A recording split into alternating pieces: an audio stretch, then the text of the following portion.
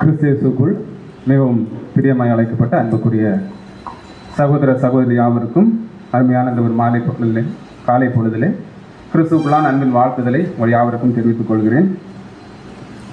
தேவனுடைய பெரிதான தயவும் இரக்கமும் கூட என்றும் நாம் ஒவ்வொருவருக்கும் கிருபையாய் ஒரு நாளை ஜீவனோடு கூட்டி தந்து இந்த நாளிலும் கூட அவருடைய மகத்துவம் உள்ள வார்த்தைகளை நாம் கேட்கும்படியாகவும் தியானிக்கும்படியாகவும் இந்த இடத்திலே ஒன்று கூட்டின நம்முடைய பிதாவாகிய தேவனுக்கு நம்முடைய ஆண்டவராக இயேசு கிறிஸ்து மூலமாக நன்றிகளின் துதிகளின் ஸ்தோத்திரங்களை ஏறெடுத்துக்கொண்டு நாம் இன்றைக்கான அந்த ஒரு பாடத்துக்குள்ளாக நாம் கடந்து செல்லலாம்.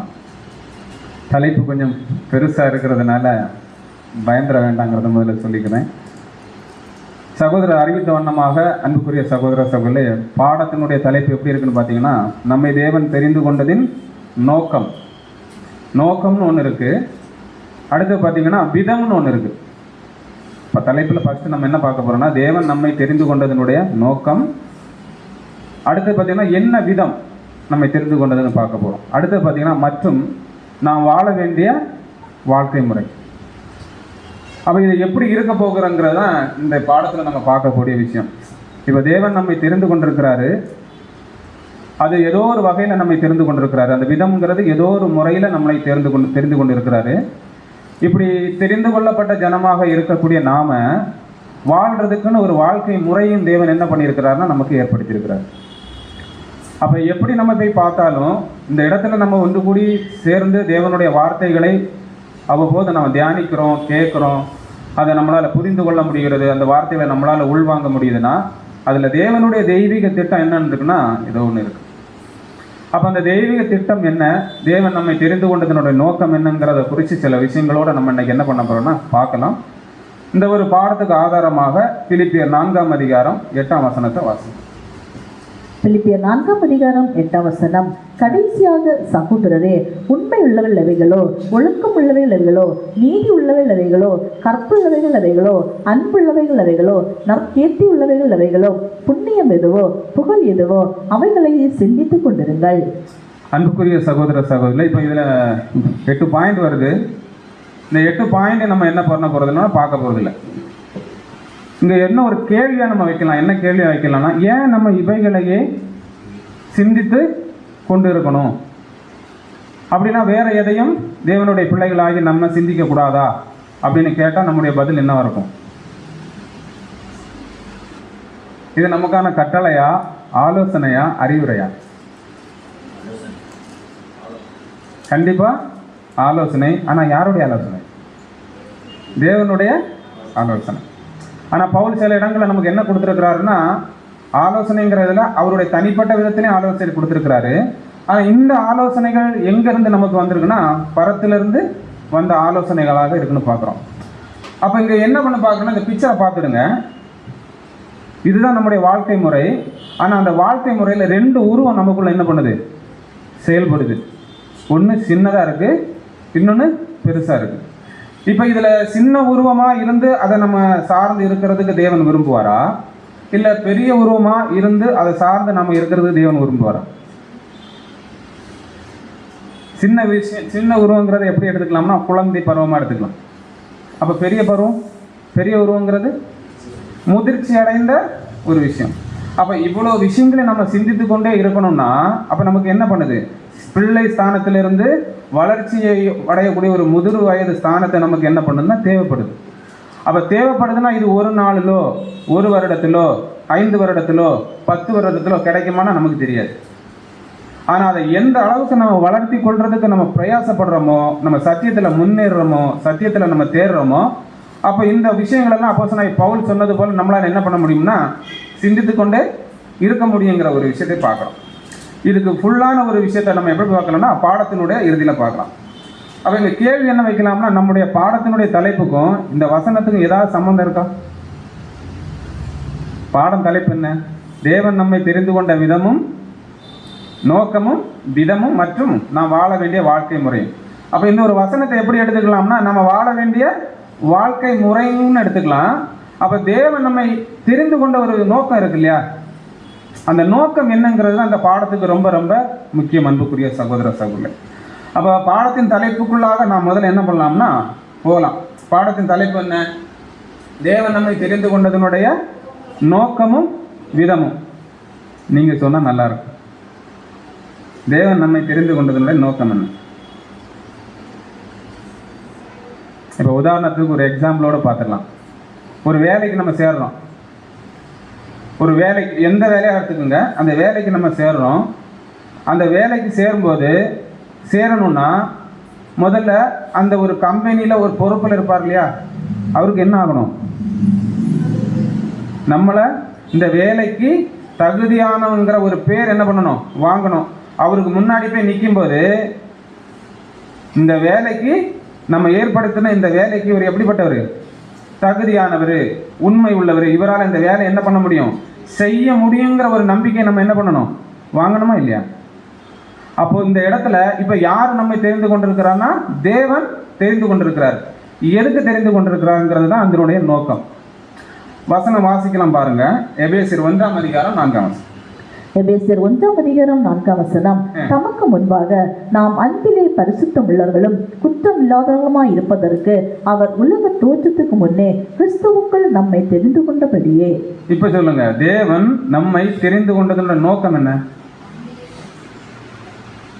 அவருக்கு முன்பாக, அதாவது தமக்கு முன்பாக. நம்ம பார்க்க வேண்டிய ஒரு வேலை விஷயத்துக்கு இவ்வளவு ஒரு காரியத்தை குறித்து நம்ம பார்க்குறோம்னா, அண்ட சராசரங்களையும் உண்டு பண்ணி அதிலே மனுகுலத்தை படைத்து அவனுக்கு தேவையான எல்லா தேவைகளையும் ஏற்படுத்தி கொடுத்து இப்பேர் பெரிதான உன்னதத்தில் இருக்கக்கூடிய அந்த பிதாவாகிய தேவனுக்கு முன்பாக நம்ம போய் நிற்கணும்னா என்ன செய்யணும்? எப்படி இருக்கணுமா?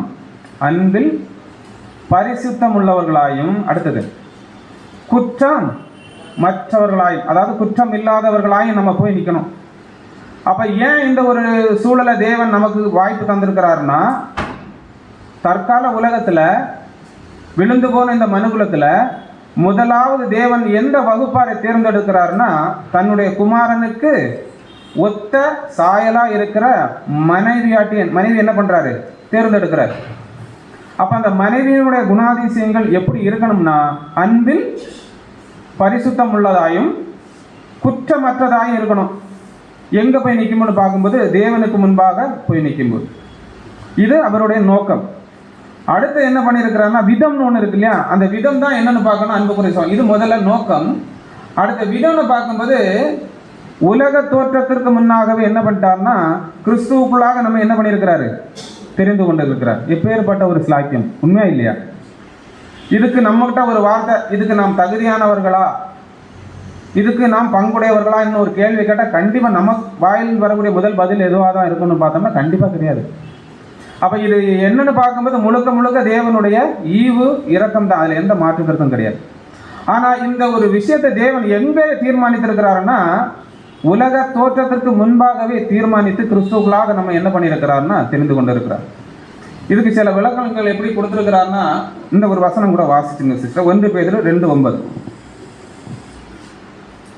1 பேதுரு 2:9 நீங்களோ உங்களை அந்தகாரத்தில் நின்று தம்முடைய ஆச்சரியமான ஒளியிடத்திற்கு வரவழைத்தவருடைய புண்ணியங்களை அறிவிக்கும்படிக்கு தெரிந்து கொள்ளப்பட்ட சந்ததியாயும் ராஜரிகமான ஆசாரிய கூட்டமாயும் பரிசுத்த ஜாதியாயும் அவருக்கு சொந்தமான ஜனமாயும் இருக்கிறீர்கள். அன்புக்குரிய சகோதர சகோதரிகளே, அப்போ தேவன் நம்மை தெரிந்து கொண்டதனுடைய நோக்கமும் உலக தோற்றத்திற்கு முன்பாக நம்மை கிறிஸ்துவுக்குள்ளாக முன்குறித்த இந்த விஷயம் எப்படி இருக்குன்னு பார்த்தீங்கன்னா, எப்படிலாம் வச்சுக்காரு? நம்ம எங்க இருக்கிறோம்? அந்தகாரத்தினுடைய மத்தியில் இருக்கிற நம்மளை எப்படி கூடுறாருன்னா, அவருடைய புண்ணியங்களை அறிவிக்கிறதற்கும் தெரிந்து கொள்ளப்பட்ட சந்ததியாயும் ராஜரீகமான ஆசாரி கூட்டமாயும் பரிசுத்த ஜாதியாயும் அவருக்கு சொந்தமான ஜனமாயும் இருக்கிறீர்கள். அப்ப இதுக்காக தான் தேவன் என்ன பண்ணியிருக்கிறாரு? நம்மளன்னா அழைச்சிருக்கிறார். அப்ப இப்படி அழைக்கப்பட்டதனுடைய நோக்கம் என்னன்னு பார்க்கும்போது, அன்புக்குரிய சகோதர சகோதரிகளே, என்ன பார்க்கிறோம்னா, இது ஒரு சாதாரண விஷயமே கிடையாது. இது தேவனுடைய அண்ட சராசரத்தினுடைய ஒரு பிளான். இந்த பிளான்ல தேவன் என்ன பண்ணிட்டாருன்னா, நம்மளை அங்க முன்குறித்திருக்கிறாருன்னு பார்க்கிறோம். அப்படி முன்குறித்திருக்கும் பட்சத்தில் நம்ம போய் நிற்கக்கூடிய முதல் விஷயம் என்னன்னா, பரிசுத்தரும் குற்றமற்றவர்களுமாய் அங்க போய் நிற்கணும். அடுத்து சொல்றாரு, இது தேவனுடைய நோக்கம். அவருடைய சபை முழுமையாக புனிதப்படுத்தப்பட்டு அழுக்கற்ற நிலைக்கு வருவது அவர்கள் கிறிஸ்துவோடு சேர்ந்து ராஜாதிராஜ வர்க்கமாக மாறணுங்கிறது தேவனுடைய திட்டம். அப்ப இந்த ஒரு விஷயத்தில் நம்ம ஏற்கனவே ஒரு வசனம் பார்க்கிறோம். நம்மகிட்ட என்ன இருக்கக்கூடாது? கரை திரை போன்ற எந்த விதமான காரியங்களும் இல்லாத நிலைக்கு நம்ம என்ன ஆகணும்னா வளரணும். இதுதான் பாடம். அடுத்து என்ன சொல்றாருன்னா, அவர்கள் தேவனுடைய முன்னிலையில் நிற்க தகுந்தவர்களாக கிறிஸ்து நீதி மூடப்பட்டவர்களாக காணப்படும். அடுத்து என்ன சொல்றாருன்னா, போய் நிற்கும் போது ஏற்கனவே கிறிஸ்து நமக்கு என்ன தந்திருக்கிறாருன்னா நீதியின் வஸ்திரங்கிற ஒரு சால்வை தந்திருக்கிறாரு. அப்ப தேவனுக்கு முன்பாக போய் நிற்கும் போது நீதியில் பரிசுத்தம் உள்ளவர்களாம் நம்ம என்ன செய்யணும், இருக்கணும். அடுத்து என்ன கொடுக்கறா, இந்த தேர்வு எந்த விதமான பாகுபாடோ சுய விருப்பமோ இல்லாமல் நியாயத்தின் அடிப்படையில் செயல்படுகிறது. யார் வேணாலும் என்ன பண்ணலாம், வரலாம், பாரபட்சமே கிடையாது. ஆனா தேவன் எதிர்பார்க்கிறது என்ன எதிர்பார்க்கிறார்னா, முன்னாடி போய் நிக்கிறதுக்கு ஒரு தகுதி, அது அன்பில் பரிசுத்தம் உள்ளவர்களாயும் குற்றமற்றவர்களாயும் போய் நிக்கணும். அந்த வாழ்க்கையை தற்காலத்துல தெரிந்து கொள்ளப்பட்ட ஜனமாகி இருக்கிற நாம இந்த பூமியில் என்ன பண்ணியாகணும், வாழ்ந்து அந்த ஒரு நிலையை அடையணும். அடுத்து என்ன ஒரு விஷயம் கொடுக்கிறாருன்னு அன்புக்குரிய சகோதரர், இதன் நோக்கம் அந்த சபை பரிசுத்தமாய் குற்றமற்றவர்களாய் கிறிஸ்துவோடு இணைந்து வரவிருக்கும் ராஜ்யத்தில் ஆட்சி செய்வது. அப்ப நாம ஒருத்தர் ஆட்சி செய்யணும்னா தற்காலத்துல நம்மளே ஆட்சி செய்வாங்க இல்லையா, யாரு செய்யறா? இப்ப கிறிஸ்து நம்மளை என்ன பண்ணிட்டு இருக்கிறாரு, ஆட்சி செஞ்சிட்டு இருக்கிறாரு. அப்ப தற்காலத்துல கிறிஸ்துவுக்கு கீழ்ப்படிந்து நம்ம ஒரு வாழ்க்கையை வாழ்ந்தோம்னா பிற்பாடு இயேசு கிறிஸ்துவோடு சேர்ந்து நம்ம என்ன பண்ணுவோம், ஆட்சி செய்து மற்றவர்களை ஆளுங்கிறத இதனுடைய சாராம்சம். அப்ப முதலாவது நாம் பார்த்தது தேவன் நம்முடைய தெரிந்து கொண்டதனுடைய நோக்கமும் விதமும் பார்த்தோம். இப்ப அடுத்து எனக்கு ரெண்டாவது பாடத்தினுடைய தலைப்புல நாம் வாழ வேண்டிய வாழ்க்கை முறை என்னன்னு கேட்டா நம்முடைய பதில் என்ன. இப்ப ஆதார வசனம் பார்த்தோம் இல்லையா, ஒழுக்கம் உள்ளவைகளோ கற்புள்ளவைகளோ நீதி உள்ள, இப்படி ஒரு விஷயம் நம்ம செய்யணும். எப்போவும் நம்ம சிந்தையில் அதுதான் இருக்கணும்னு பார்த்தோம். இப்போ ரெண்டாவது பாடத்தினுடைய தலைப்புல கேள்வி என்ன வைக்கிறோம்னா, நம்ம வாழ வேண்டிய வாழ்க்கை முறை என்னன்னு கேட்டா, அந்த நல்லதையே சிந்தித்து கொண்டு நம்ம இருக்கணும்னா நம்ம ஒரு வாழ்க்கை முறை வாழணும் இல்லையா. அந்த வாழ்க்கை முறை எதன் அடிப்படையில் இருக்கணும்? கிறிஸ்துவின் அடிச்சுவடுகளை. வேற யாரா வசனத்தை பார்த்துடலாம். எபேசியர் 4:15. எபேசியர் 4:15 அன்புடன் சத்தியத்தை கைக்கொண்டு தலையாகிய கிறிஸ்துவுக்குள் எல்லாவற்றிலேயும் நாம் வளர்ந்தவர்களாய் இருக்கும்படியாக அப்படி செய்தார். அப்போ நல்ல ஒரு விஷயத்தை புரிஞ்சுக்கலாம் அன்புக்குரிய சகோதர சகோதரிகளே. அந்த வாழ வேண்டிய வாழ்க்கை முறை என்னன்னா அன்புடன் சத்தியத்தை கைக்கொண்டு. அப்ப இந்த அர்ப்பணிப்பின் ஜீவ வாழ்க்கையில சத்தியங்கிற ஒரு விஷயத்தை நம்ம கைக்கொள்ளாம எது செய்தாலும் அது அந்த நிலைக்கு அவர்கிட்ட போய் அன்பில் பரிசுத்தம் உள்ளவர்களாயும் குற்றமற்றவர்களாயும் போய் நிற்பதற்கு நம்ம என்ன பண்ணாது, தகுதிப்படுத்தாது. அப்ப அடுத்து என்ன சொல்றாருன்னா, இதுக்காகத்தான் தலையாய கிறிஸ்துவுக்குள் எல்லாவற்றையும் நாம் வளருகிறவர்களா இருக்கும்படியாக உலக தோற்றத்திற்கு முன்னாடி என்ன பண்ணியிருக்கிறாரு, செஞ்சிருக்கிறார். அப்ப சத்தியங்கிற ஒரு விஷயம் நம்முடைய வாழ்க்கையில் எந்த அளவுக்கு முக்கியம்னு கேட்டால் நம்முடைய பதில் என்ன? இந்த உதாரணத்துக்கு சத்தியத்தையே பேசுறேன், சத்தியத்தையே உபதேசிக்கிறேன், சத்தியத்தையே எப்பவும் என் மனதில் கொண்டவனா நான் இருக்கிறேன்னு வைங்க, அது சரியா இருக்குமா? அன்பு காட்டலை. சரி, அடுத்து அன்பே காட்டிட்டு இருக்கேன் எல்லாரிடத்திலும், சத்தியத்தை கை கொள்ளவே இல்லை, சரியா இருக்குமா? அன்புக்குரிய சகோதர சகோதரிலே, அருமையான ஒரு விளக்கம் வாசிக்கிறோம் பாருங்க. ஒரு முக்கியமான கிறிஸ்தவ வாழ்க்கையின் அடிப்படை கொள்கை என்னன்னு நம்ம ஒரு கேள்வி கேட்டோம்னா அன்புக்குரியவர்களே, சத்தியம் அன்பின்றி இருந்தால் அது கடினமான வார்த்தையாய் காயப்படுத்தும். எப்படி? சத்தியத்துல என்ன சொல்றாரு? சத்தியம் அன்பின்றி இருந்தால் அது கடினமான வார்த்தையாகி காயப்படுத்தும். இதை நம்ம எப்படி எடுத்துக்கலாம்? சத்தியத்தை கோரமா என்ன பண்றது, எடுத்து சொல்றது, கோரமாக அதை மற்றவங்களை என்ன பண்றது, வெளிப்படுத்துறது. இது எப்படி இருக்காது? தேவன் எதிர்பார்க்கிற அன்பு அந்த சத்தியத்துக்குள்ளாக இருந்து நம்மள்ட்ட என்ன பண்ணாதுன்னா கடந்து வராது. ஆனா தேவன் என்ன பண்றாருன்னா ரெண்டையும் கை கொள்ளணும், நீதியும் செயல்படணும், அன்பும் செயல்படணும். தேவனுடைய பார்வையில் அது எப்படி இருக்கணும்? பரிசுத்தம் உள்ளதாயும் குற்றமற்றதாயும் இருக்கணும். இப்ப அடுத்து என்ன பார்க்கணும்னா, அன்பு சத்தியமின்றி இருந்தால், அடுத்து சொல்றார், அன்பு சத்தியமின்றி இருந்தால் அது வஞ்சனையாகி உண்மையை மறைக்கும். ஆகவே இரண்டும் இணைந்திருப்பது தெய்வீக நீதி நெறி. அப்ப இது ரெண்டும் ஒண்ணுக்கொண்ணு வேறுபாடாகவோ ஒண்ணுக்கொண்ணு வித்தியாசமாகவோ ஒண்ணுக்கொண்ணு முந்தியோ வெளிப்பட்டா அது தேவனுடைய பார்வையில் எப்படி இருக்காதுன்னு அன்புக்குரிய சகோதர சகோதரி சரியான ஒரு பார்வையா இருக்காது. இப்ப அடுத்து என்ன கொடுக்குறான்னா, இதுக்கு மென்மை தாழ்மை, கருணை ஆகிய குணங்களோடு பேசணும். அப்படி பேசும் பட்சத்தில் அன்புக்குரியவர்களே, அது மற்றவங்களுக்குள்ள அது என்ன ஆகும், போகும். மற்றவங்களுக்கும் அது ஒரு பிரயோஜனத்தை என்ன பண்ணணும், ஏற்படுத்தும். அடுத்து என்ன கொடுக்குறாருன்னா, கீழே சத்தியத்தை பேசுவது ஒரு கடமை மட்டுமல்ல, அது நம் ஆவிக்குரிய வளர்ச்சிக்கான வழி. அப்ப சத்தியத்தை கை கொள்ளணும்னா அதுதான் உண்மை, அதுதான் நம்முடைய பிரதானம். நம்முடைய வாழ்க்கையில முதலாவது தேவன், இரண்டாவது கிறிஸ்து, மூணாவது சத்தியம். அன்புக்குரிய சார், இந்த வாழ்க்கை முறையில நம்ம வாழ்ந்தா, இந்த வாழ்க்கை முறையில நம்மளோட வளர்ச்சி இருந்தால் அதன்படி காட்டுவோம் பாருங்க ஒரு அன்பு. அந்த அன்பு தான் அன்புக்குரியவர்களே எங்க தேவனுக்கு முன்பாக போய் நிற்கக்கூடியதான பரிசுத்தமுள்ள அன்பு.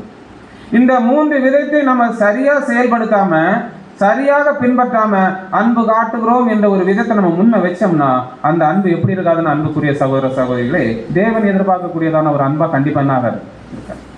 அதான் பார்க்கிறோம், இதையெல்லாம் படிக்கிறோம், தெரிந்து கொள்றோம், ஓகே. ஆனா உலக தோற்றத்துக்கு முன்பே கிறிஸ்துவுக்குள்ளாக நம்ம தெரிந்து கொண்டார் என்றா நம்ம மேல எப்பேற்பட்ட ஒரு விசுவாசத்தை தேவன் வச்சிருக்கிறார்.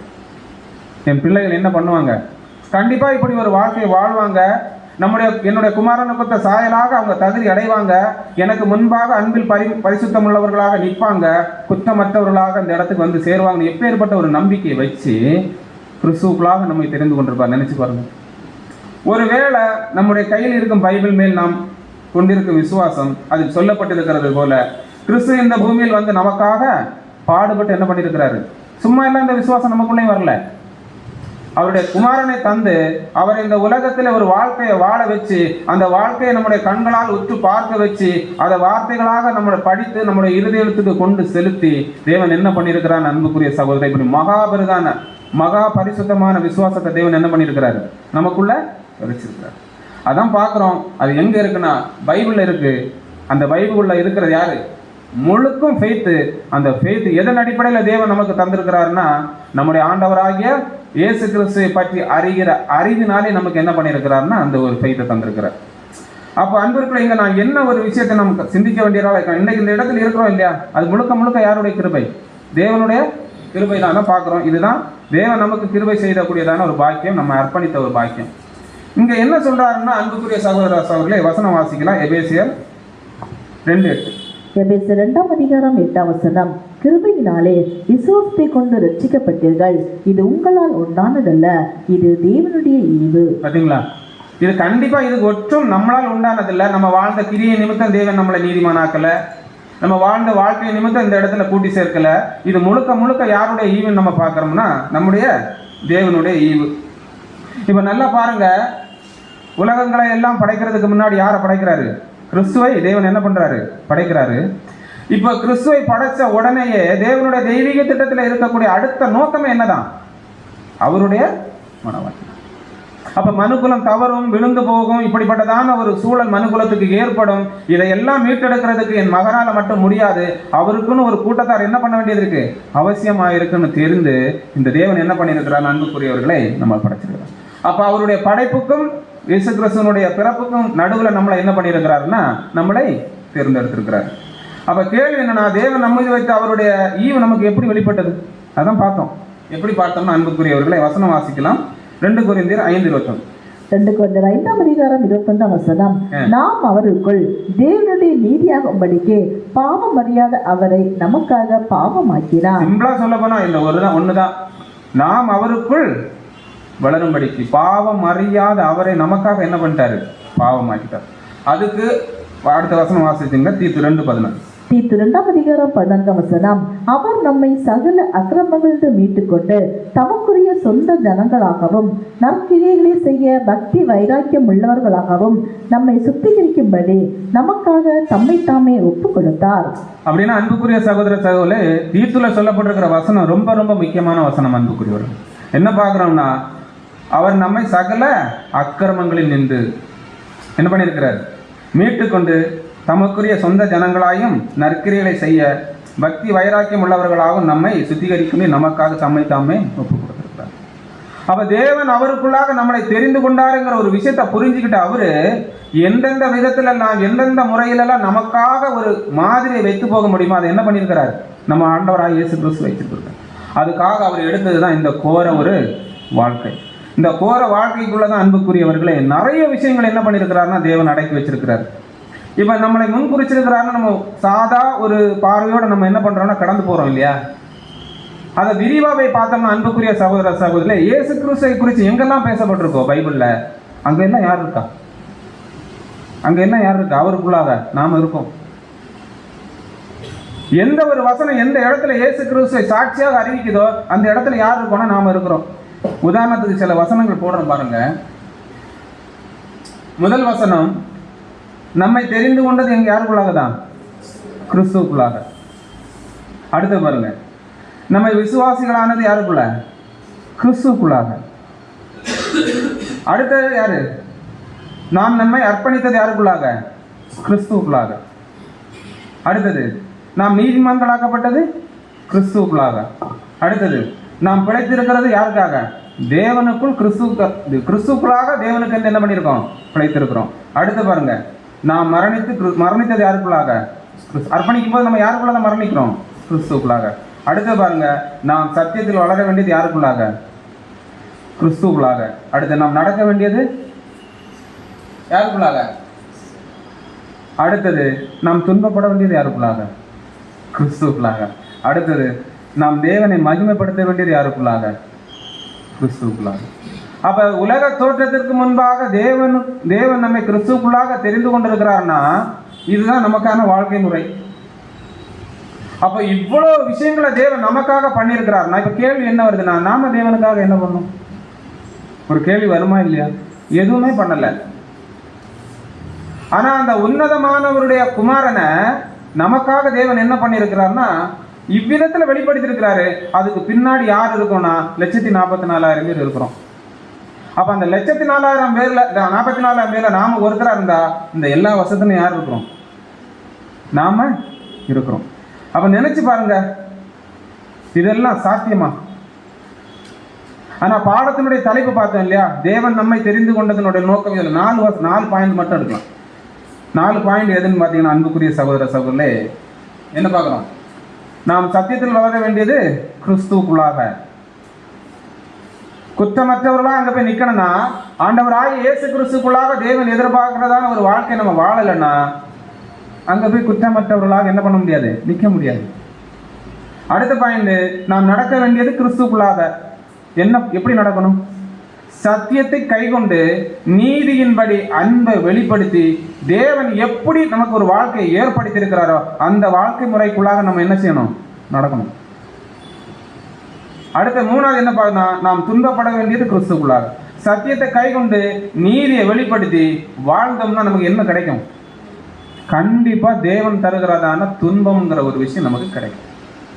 அப்போ சத்தியத்தின்படி கை கொண்டு போய்கிட்டே இருக்கக்கூடிய பாதையில துன்பம் வரும். துன்பம் யாரால் வருகிறதோ அவங்களுக்கு காட்டுறது பேர் தான் என்னது? அன்பு. அன்புக்குரிய சகோதர சகோதரி, அப்ப அன்பில் பரிசுத்தம் உள்ளவர்களாக போய் நிக்கணும். இதுதான் தேவன் எதிர்பார்க்கிறதா. கடைசி ஒரு நாள் ஒரு வாழ்க்கை வாழ்ந்தார்ல ஆண்டவராகிய இயேசு கிறிஸ்து. யாரையாவது நிந்திச்சாரா? யாரையாவது தூசிச்சாரா? யாரையாவது குற்றப்படுத்தினாரா? இல்லவே இல்லை. ஆனா அதுக்கு முன்பா பதிலுக்கு பதில் கொடுக்குறாரு. அவங்க 1 சொன்னா 2 சொல்றாரு. எந்த விதத்திலும் அவங்களை கண்டம் பண்றாரு. ஆனா கடைசி கெத்செமனே கல்வாரி சிலுவையில தன் ஜீவனை கொடுக்கிற வரைக்கும் எங்கேயுமே எதுவுமே அவர் வாயை என்ன பண்ணல? திறக்கல. ஏன் திறக்கல? இது அவங்க பண்ணுவாங்கன்னு தெரியும். அவருக்கு எதுவாக இப்படிப்பட்ட சம்பவங்கள் நடக்கும்னு தெரியும். இந்த இடத்துல தன்னுடைய அன்பை எப்படி வெளிப்படுத்துறாரு? அன்புக்குரிய சகோதரர், பாடுகள் மூலமாக ஜீவனை விட்டு என்ன பண்றாரு? அன்பு வெளிப்படுத்துறாரு. அப்ப நாம் தேவனுக்கு முன்பாக பரிசுத்தம் உள்ளவர்களாயும் குற்றமற்றவர்களாய் போய் நிற்கணும்னா நமக்கு முதல்ல தேவை சத்தியத்தின்படி வாழ்க்கை. சத்தியத்தின்படி வாழ்ற வாழ்க்கையில அடுத்து நமக்கு என்ன தேவைன்னா துன்பங்கிற பாடுகள் நமக்கு தேவை. அப்படி வரும்போது அன்புக்குரிய சகோதர சகோதரே, அவங்களுக்கு எதிராக எந்த தீமையும் எந்த பாவமும் செய்யாத வாழ்க்கை தான் அன்பு. இந்த அன்பை தான் தேவன் என்ன பண்றாரு? இதை தான் யார் காணிச்சிருக்கா? இயேசு கிறிஸ்து வாழ்ந்திருக்கிறார். இதுதான் நமக்கான மாதிரி. அப்ப கிறிஸ்துவுக்குள்ளாக நான் நடக்கிறேன் என்று ஒருத்தர் சொல்லும் போது அவர் வாழ்ற வாழ்க்கை, அவருடைய அர்ப்பணிப்பின் ஜீவம் எதெல்லாம் எதை சார்ந்திருக்கும்னா சத்தியம், நீதி, பாடுகள், அதன் வரி வருகிற பிரதிபலிப்பாகிய அன்பை இருதயத்திலிருந்து என்ன பண்ணணும்? வெளிப்படுத்தும். அதான் நாலாவது என்ன பார்க்கணும்னு அன்புக்குரியவர்களே, நாம் தேவனை மகிமைப்படுத்த வேண்டியது கிறிஸ்து. இந்த ஒரு வாழ்க்கை முறையை நம்ம வாழலைன்னா நீதி, சத்தியம், நீதி, பாடுகளை ஏற்றுக்கொண்டு அன்பை வெளிப்படுத்தலைன்னா கிறிஸ்துவுக்குள்ளாக தேவன் மகிமைப்படுவாரா? நம்மளை கொண்டு வாய்ப்பே கிடையாது. அப்ப இதுதான் என்ன பார்க்கணும் அன்புக்குரியவர்களே, கிறிஸ்துவுக்குள்ளாக தேவன் மகிமைப்படக்கூடியதான ஒரு வாழ்க்கை முறை. போட்டிக்கு போட்டி என்ன பண்ணலாம், எதிர்வினைக்கு எதிர்வினை என்ன பண்ணலாம், ஆற்றலாம், தீமைக்கு தீமை என்ன பண்ணலாம், செய்யலாம், எல்லாமே பண்ணலாம். அதுக்கு நமக்கு சுயாதீனம் இருக்கு. ஆனா கிறிஸ்துவுக்குள்ள வாழ்ற அந்த வாழ்க்கை தேவனை மகிமைப்படுத்தவே படுத்தாது. அப்ப இந்த 4 படிநிலைகளை கொண்ட வாழ்க்கை தான் அன்புக்குரியவர்களை நம்ம என்ன பண்ணணும் நம்ம பார்க்கணும்னா கிறிஸ்துவுக்குள்ளாக தேவனை மகிமைப்படுத்தும். ஒன்று சத்தியத்தில் வளரணும், சத்தியத்தின்படி வாழ்க்கை இருக்கணும். அதன்படி நம்ம நீதியை வெளிப்படுத்தும் போது கண்டிப்பா என்ன வரும்னா துன்பங்களும் பாடுகளும் கஷ்டங்களும் அவமானங்களும் வரும். அப்படி வரும்போது அவங்களுக்கு எதிராக கடுகளவு துன்பமோ கஷ்டமோ பாடுகளோ நம்ம என்ன பண்ணிடக்கூடாது, திரும்ப ஆப்போசிட் பண்ணக்கூடாது. இதுதான் தேவன் எதிர்பார்க்கிறாங்க. அப்படின்னா அன்புக்குரியவர்களே, அதான் வசனம் பார்க்கிறோம். 1 பேதுரு 4 அதிகாரம் 7 வசனம். 1 பேதுரு 4 அதிகாரம் 7 வசனம். எல்லாவற்றுக்கும் முடிவு சமீபமாயிற்று, ஆகையால் தெளிந்த புத்தியுள்ளவர்களாய் இருந்து ஜெபம் பண்ணுவதற்கு ஜாக்கிரதை உள்ளவர்களாய் இருங்கள். அப்போ அன்புக்குரிய சகோதர இந்த வாழ்க்கை முறையில நமக்கு எது தேவனுக்கு உண்மையாக இருக்கும் பட்சத்தில் நமக்கு நடந்துட்டாலும் நம்ம செய்யக்கூடிய ஒரே விஷயம் ஜாக்கிரதையா இருக்கணும். அடுத்தது ஜெபம் பண்ணி, அடுத்து என்ன பண்ணணும், புத்தி உள்ளவர்களாக இருந்து ஜெபம் பண்ணுவதற்கு ஜாக்கிரதையா. ஜெபம் பண்ணும்போது கூட என்ன பண்ணக்கூடாது, தேவையில்லாத விஷயங்களை அலைப்பாயிர மாதிரி பேசிடக்கூடாது. அங்க பேசும்போது கூட இந்த இருதயத்தின் வழிபாடு தேவனுக்கு பிரியமானதாக இருந்துட்டுன்னா அங்கேயும் ஒரு விஷயத்தை நம்ம என்ன பண்ணலாம், உண்மைத்தன்மையை தேவ சமூகத்துல நாம் வெளிப்படுத்தலாம். உண்மையிலே இது யார் வாழ வேண்டிய வாழ்க்கை கேட்ட நம்ம பதில் என்ன, கிறிஸ்துவுக்குள்ளாக உலக தோற்றத்திற்கு முன்பாக தேவன் தெரிந்து கொண்ட ஜனமாகிய 144,000 பேர் வாழ வேண்டிய வாழ்க்கை. இதுதான் அவங்க வாழக்கூடிய வாழ்க்கை. இதுதான் வாழ்ந்தாகணும். இந்த வாழ்க்கை தான் அவருக்கு முன்பாக பரிசுத்தம் உள்ளவர்களாயும் குற்றமற்றவர்களாயும் கொண்டு போய் நிற்க வைக்கும். ஆனா தலை என்ன பண்ணியாச்சு, தலை வாழ்ந்துட்டார். இப்ப யார் வாழணும், சரின்னு வாழணும். அப்ப நம்ம பரிசுத்தம் இல்லாமல் தேவனை என்ன பண்ண முடியாது, தரிசிக்க முடியாதுன்னு வசனம் நமக்கு என்ன ஆகுது, தெளிவா இருக்கு. வசனம் வாசிக்கலாம். 1 பேதுரு 1:16. 1 பேதுரு 1 அதிகாரம் 16 வசனம். நான் பரிசுத்தர், ஆகையால் நீங்களும் பரிசுத்தராய் இருங்கள் என்று எழுதி இருக்கிறதே. அன்புக்குரிய சகோதரர், அதான் பார்த்தோம் ஆதார வசனத்துல, அன்பில் பரிசுத்தம் உள்ளவர்களாய் குற்றமற்றவர்களுமாய் அவருக்கு முன்பாக போய் நிற்பது. அடுத்த ஒரு வசனம் கூட வாசிக்கலாம். எபிரேயர் 12:16. எபிரேயர் 12 அதிகாரம் 14 வசனம். யாவரோடும் சமாதானமாய் இருக்கவும் பரிசுத்தம் உள்ளவர்களாய் இருக்கவும் நாடுங்கள், பரிசுத்தம் இல்லாமல் ஒருவனும் கர்த்தரை தரிசிப்பதில்லையே. பாத்தீங்களா, இங்க வசனம் என்ன சொல்லுது, யாவரோடும் சமாதானமா இருக்கவும் பரிசுத்தம் உள்ளவர்களாக இருக்கவும் நாடுங்கள். நல்ல ஒரு விஷயத்தை புரிஞ்சுக்கலாம்.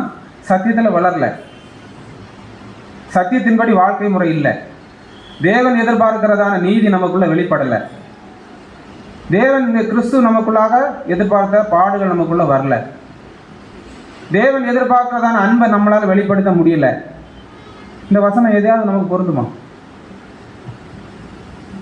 பொருந்தவே பொருந்தாது. வசனம் தெளிவா இருக்கு.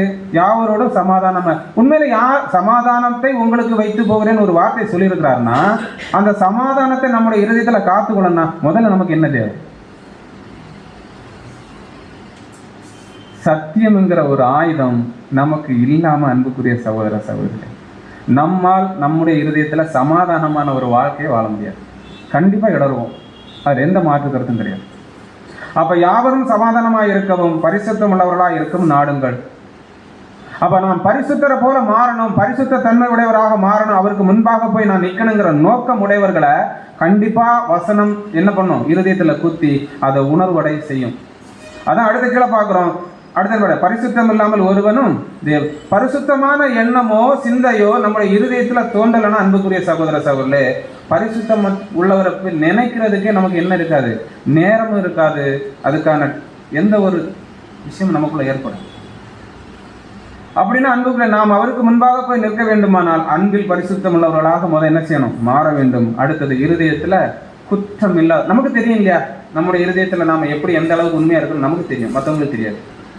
அப்ப தேவன் எதிர்பார்க்கும் வண்ணமாக குற்றமற்றவர்களாக இருக்க வேண்டும் என்கிற ஒரு வாஞ்சியும் வைராக்கியம் உடையவர்களாக நம்ம செயல்பட்டோம் அன்புக்குரியவர்களே.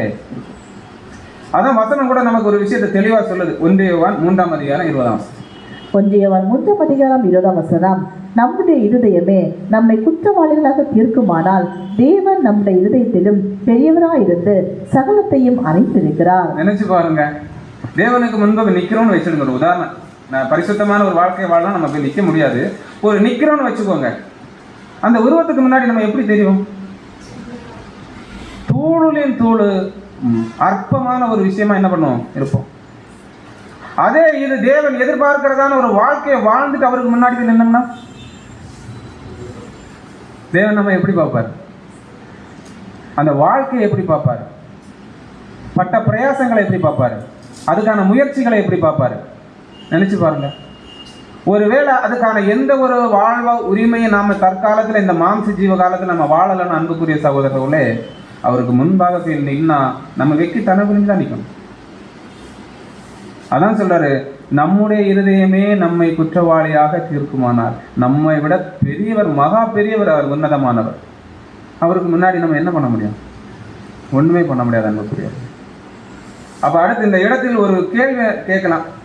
நம்ம வெளிப்படையா ஒரு விஷயத்தை தெளிவா சொல்லிடுறோம். நம்ம தான் யாரு? நாம் நம்மை எப்படி சொல்லிக் கொடுக்கிறோம்? புது சிருஷ்டி. உண்மையில் யார் புது சிருஷ்டி? உண்மையில் யாரு புது சிருஷ்டி?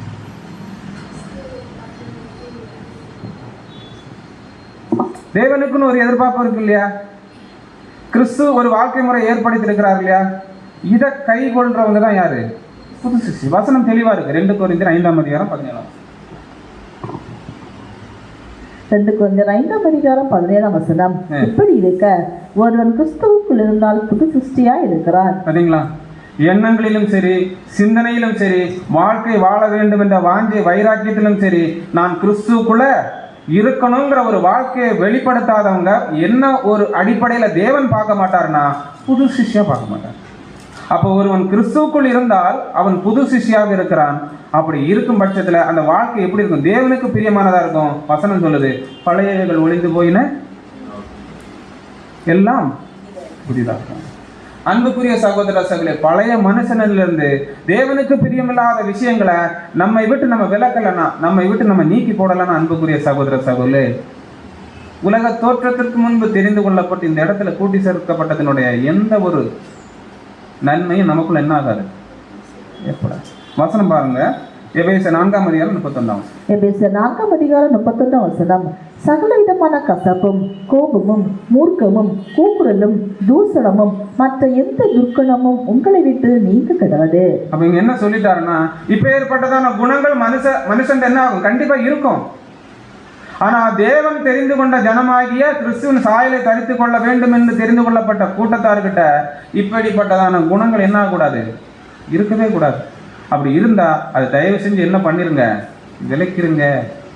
ஏன் விலக்கணும்னு சொல்றாருன்னா, அது உங்களை கிறிஸ்து கிட்ட என்ன போகாது, சேர்க்காது. கிறிஸ்து கிட்ட உங்களை போக விடாது. மாம்சம் அந்த ஒரு வாழ்க்கை என்ன பண்ணிடும், கெடுத்துரும்.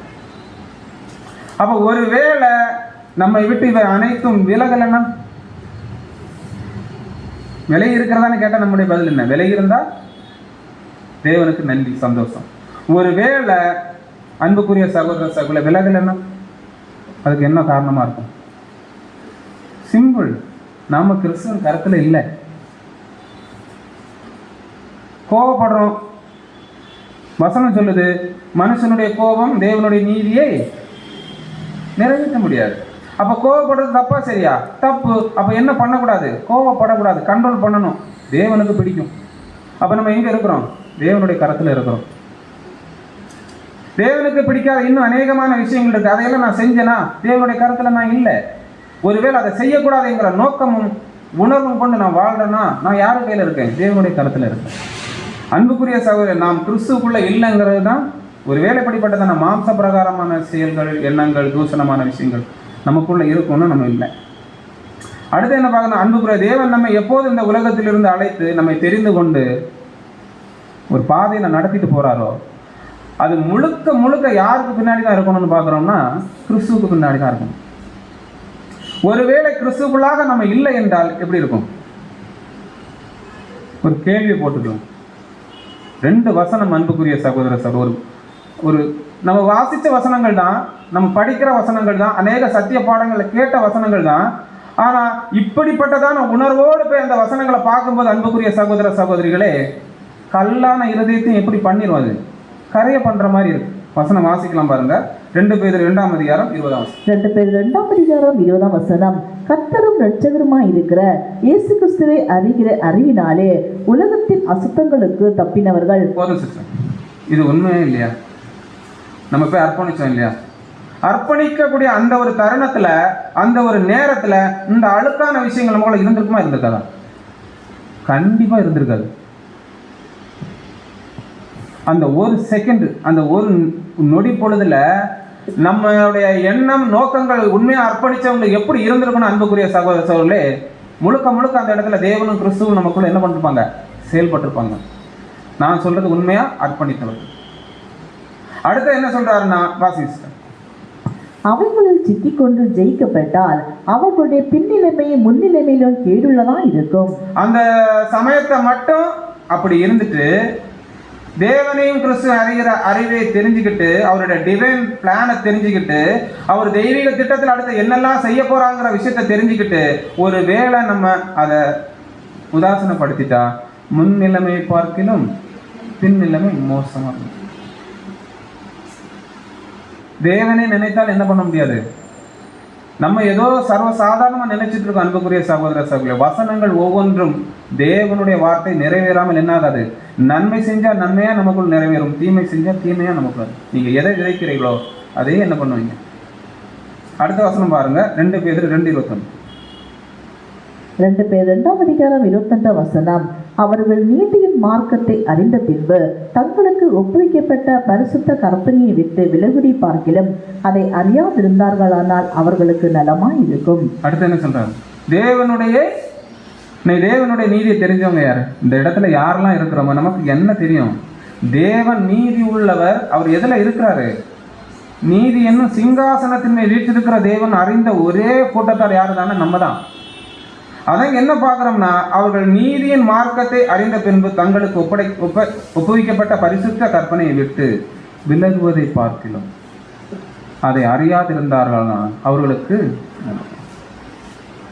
அறியாம எங்க போக முடியாது? ஆதார பாடத்தினுடைய தலைப்பு, தமக்கு முன்பாக குற்றமற்றவர்களா அன்பு பரிகுணம் உள்ளவர்களாயும் குற்றமற்றவர்கள் நிக்கணும்னா நீதியின் மார்க்கத்தை நம்ம என்ன செய்யணும்? அறியணும். அறியாம அதன் வழியாய் நாம் செயல்படாம பாடுகள் வராம அதன்படி அன்பை வெளிப்படுத்தாம தேவனுக்கு மட்டும் நிற்க முடியாது. ஆனா நீதி அறிஞ்ச பின்பாடு சத்தியத்தை வெளிப்படுத்தாம பாடுகள் வராம தேவன் எதிர்பார்க்க அன்பை வெளிப்படுத்தாம நம்ம வாழ்ந்தா சொல்றாரு என்னது? அதை நீங்கள் அறிவதை பார்க்கிலும் அறியாமல் இருப்பது எச்சரிப்போ மகா பெரிதான எச்சரிப்பு. அன்புக்குரிய, அப்போ சத்தியத்தில் வளர்ந்த பிற்பாடு மீண்டும் பழைய நிலைக்கு போகாதபடி நாம் என்ன செய்யணும்? அதுதான் ஆதார வசனம் அன்புக்குரிய சகோதரர். இப்போ ஆதார வசனம் வாசனம் பிலிப்பியர் 4ஆம் அதிகாரம் 8ஆம் வசனம். பிலிப்பியர் 4ஆம் அதிகாரம் 8ஆம் வசனம். கடைசியாக சகோதரரே, உண்மை உள்ளவள் அவைகளோ, ஒழுக்கம் உள்ளவள் அவைகளோ, நீதி உள்ளவள் அவைகளோ, கற்புள்ளவைகள் அவைகளோ, அன்புள்ளவள் அவைகளோ, நற்கீர்த்தி உள்ளவைகள் அவைகளோ, புண்ணியம் எதுவோ புகழ் எதுவோ அவைகளையே சிந்தித்துக் கொண்டிருங்கள். நினைச்சு பாருங்க, தேவனையும் கிறிஸ்துவும் அறிகிற அறிவுக்குள் வந்த பிற்பாடு நம்முடைய சிந்தை எதை சார்ந்துதான் இருக்கணும் அன்பு சகோதர சகோதரிகளே? இதை சார்ந்து இருக்கணும். அப்படி இருக்கும் பட்சத்துல நம்முடைய பாதையை தேவன் என்ன பண்ணுவாரு? ஏற்படுத்துவார். கஷ்டம் வருதா அவர் பார்த்துக்குவார், துன்பம் வருதா அவர் பார்த்துக்குவார், நமக்கு எதிராக ஏதாவது செயல்பாடு தப்பா செயல்படுதா அவர் பார்த்து, நம்ம அதை பத்தி கவலைப்பட வேண்டிய அவசியமே கிடையாது. வாய்ப்பு தந்தா தேவனுக்காக வாழ போறோம், வாய்ப்பு இல்லைன்னா மிஸ் ஆக போறோம். அப்ப வாய்ப்பை பயன்படுத்துவதுதான் யாருடைய வேலைன்னு பார்க்கணும்னா அன்புக்குரிய சகோதர சகோதரர், தேவனுடைய பிள்ளைகளுடைய வேலை. அதான் சொல்றாரு, உண்மை உள்ளவைகள் அவைகளோ, ஒழுக்கம் உள்ளவைகள் அவைகளோ, நீதி உள்ளவைகள் அவைகளோ, கற்புள்ளவைகளோ, அன்புள்ளவைகள் அவைகளோ, நற்கீர்த்தி உள்ளவைகள் அவைகளோ, புண்ணியம் எதுவோ புகழ்களோ அதையே சிந்து. அந்த ஒரு சிந்தனை தான் உலக தோற்றத்திற்கு முன்பாக நம்மை தேவன் தெரிந்து கொண்டதனுடைய நோக்கம், விதம். அந்த விதம் கிறிஸ்து வாழ்ந்த வாழ்க்கை அன்புக்குரிய சகோதர சகோதரி. இதுக்கு சில விளக்கங்கள் பார்க்கலாம், அருமையாக கொடுத்துருக்கிறாரு. ஏன் நாம் இவைகளே சிந்தித்துக் கொண்டு இருக்க வேணும்னு நம்ம ஒரு கேள்வி இந்த இடத்துல நம்ம கேட்டுட்டு நம்ம உள்ள போனோம்னா அன்புக்குரியவரே, மனிதனின் மனம் அவனுடைய வாழ்க்கையின் திசையை நிர்ணயிக்கிறது. உண்மையா இல்லையா? நம்ம இங்க எதை நினைக்கிறோமோ அதுதான் நம்ம திசை என்ன பண்ணுது, தீர்மானிக்குது. நல்லதையே நினைச்சோம்னா நம்மள அந்த பாதை நல்லதை சார்ந்தே இருக்கும். அதான் அடுத்த பார்க்கிறோம், மனதின் நினைக்கும்படி அவன் இருக்கிறான். நீதிமொழியில வசனம் என்ன இருக்கு? அப்ப தேவன் எதிர்பார்க்கும் வண்ணமாக நம்முடைய செயல்பாடுகள் இருந்ததுன்னா நம்ம பாதை அதை சார்ந்தே இருக்கும், அதை சார்ந்தே நடக்கும், அதை சார்ந்தே சிந்திக்கும்.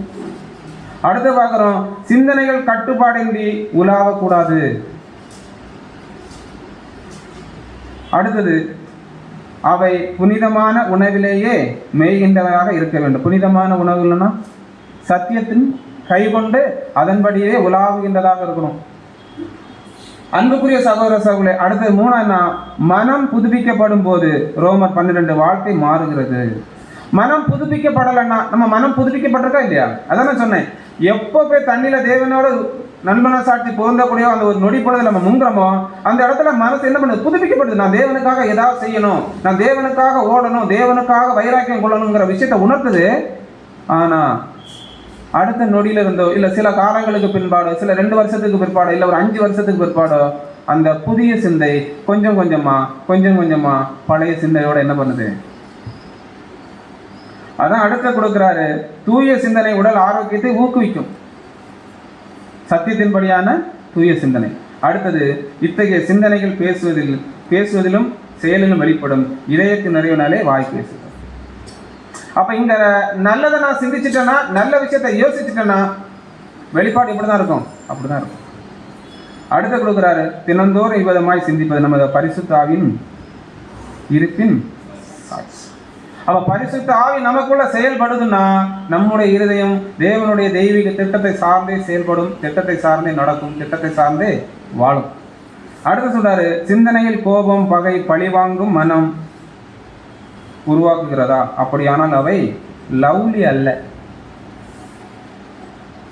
தேவன் எதிர்பார்க்கிற அன்பு அல்ல. அவ எப்படி இருக்கணும்? தேவனுடைய குணாதிசயங்களின் அழகு, கிறிஸ்துவின் அன்பு, பணிவு, இரக்கம், இவை எல்லாம் லவ்லி, இது தேவனுக்கு பிரியமான. அடுத்து கொடுக்கிற சண்டை, வதந்தி, பின்னால் பேசுதல், குறை கூறுதல், இவை அனைத்தும் குட் ரிப்போர்ட் அல்ல, அது பேட் ரிப்போர்ட். அது எந்த வகையிலையுமே கிறிஸ்து உலக தோற்றத்துக்கு முன்பு தேவன் தீர்மானித்த அந்த தீர்மானத்துக்குள்ளாக நம்மளை என்ன செய்யாது, கொண்டே போகாது. அடுத்து கொடுக்கிறாரு, பயனுள்ள, பயன் தரும், மற்றவர்களை உயர்த்தும் விஷயங்களையே சிந்திக்க வேண்டும். நீ எனக்கு எதிராக என்ன வேணாலும் செய்யறியா, ஒன்ன நான் என்ன பண்ண மாட்டேன், தூசிக்க மாட்டேன். நீ எனக்கு எதிராக எந்த ஒரு கஷ்டத்தை கொடுக்குறியா, நான் உனக்கு என்ன பண்ண மாட்டேன், கஷ்டத்தை கொடுக்கவே மாட்டேன். ஒருவேளை நீ செய்யறதுக்கு நான் எதிர்வினை ஆட்டிட்டே இருந்தோம்னா நீ போற இடத்துக்கு தான் நான் என்ன பண்ணுவேன். சோ தேவன் நம்மை இதுக்காக என்ன பண்ணல, அழைக்கல. வசனம் தெளிவா இருக்கு, உன்னை ஒருவன் ஒரு கன்னத்தில் அறைந்தால் உன் மறு கன்னத்தை என்ன கொடு. இதுதான் சீசத்துக்கான நிபந்தனை. அப்ப அவரை பின்பற்றவங்க அவர் என்ன பண்ணாரோ அதை பின்பற்றினாதான் கிறிஸ்துக்குள்ளாக நம்மை தெரிந்து கொண்டதனுடைய தேவ திட்டம் நிறைவேறும், தேவனுடைய நோக்கம் நிறைவேறும். இல்லையா அந்த நோக்கத்திலிருந்து நம்மை எடுத்து போட்டுவார். அதான் வசனம் பார்க்கிறோம், கலாத்தியர் 6ஆம் அதிகாரம் 7ஆம் வசனம். கலாத்தியர் 6ஆம் அதிகாரம் 7ஆம் வசனம், மோசம் போகாதிருங்கள், தேவன் தம்மை பரியாசம் பண்ண விட்டார், மனுஷன் எதை விதிக்கிறானோ அதையே அறுப்பான். சரிங்களா? தொடக்கம் என்ன செய்யுது, மோசம் போகாதிருங்கள். சத்தியம் இதுதான் உண்மை, இதுதான் சத்தியம், இதுதான் நீதி, இதன்படி நீ வாழ்ந்தாதான் என்கிட்ட வர முடியும். அதை விட்டுட்டு நீ அதுக்கு சார்ந்தில்லாத, அதுக்கு பிரியமில்லாத, என்னுடைய திட்டங்களை நிறைவேற்ற தகுதி இல்லாத விஷயங்களை இருதயத்தில் நீ விதைச்சிட்டே இருந்தேன்னா அதுதான் என்ன உனக்குள்ள வெளிப்படும். நீ பேசுறது மற்றவங்களுக்கு எப்படிதான் இருக்கும், தப்பா தான் தெரியும். நீ பேசுறது மற்றவங்க குற்றப்படுத்தினா குற்றப்படுத்துவாங்க, அதை தீமையா கருதுவாங்களான்னா தீமையா கருதுவாங்க. ஆனா 2 விதத்திலும் யோசிக்கிறது என்ன இருக்கு, வாய்ப்பு இருக்கு அன்புக்குரிய சகோதர சகோதரி. ஆனா நம்மை பொறுத்தவரை யாரையும் அந்த கோணத்துல பார்க்க கூடாது, எண்ணக்கூடாது, சிந்திக்க கூடாதுங்கிறதான் ஆதாரவசனம். உண்மை உள்ளவைகள் இவைகள், கற்புள்ளவைகள், இதுதான் நாம் சிந்தித்துக் கொண்டு இருக்க வேண்டும்னு பார்க்கிறோம். அப்ப இங்க ஒரு வேளை தேவனுடைய வசனத்தை அநேகமா கொண்டு விதைச்சிட்டு அதன்படி நான் செய்யணும், வாழணும், நடக்கணும்னு பிரயாசப்பட்டுட்டோம்னா அன்புக்குரியவர்களே, நம்முடைய வாழ்க்கை தேவனுடைய தெய்வீகத்தை சார்ந்து கண்டிப்பா இருக்கும். ஆனா கண்டிப்பா ஆலோசனை எப்படி வரும், 2 விதத்துல வரும். எப்படி வரும்? கண்டிப்பா இரு விதத்துல நமக்கு வரும். இப்படி வரும் பட்சத்தில் அன்புக்குரியவர்களே, நமக்கு வரக்கூடிய ஆலோசனை எது தேவன் தரக்கூடியது, எது சாத்தான் தரக்கூடியதுங்கிறத கண்டுபிடிக்கிறது தான் இந்த வாழ்க்கை. இப்ப சாத்தான் நமக்கு ஒரு ஆலோசனை தர்றாரு, அதை நம்ம எப்படி கண்டுபிடிக்க முடியும்?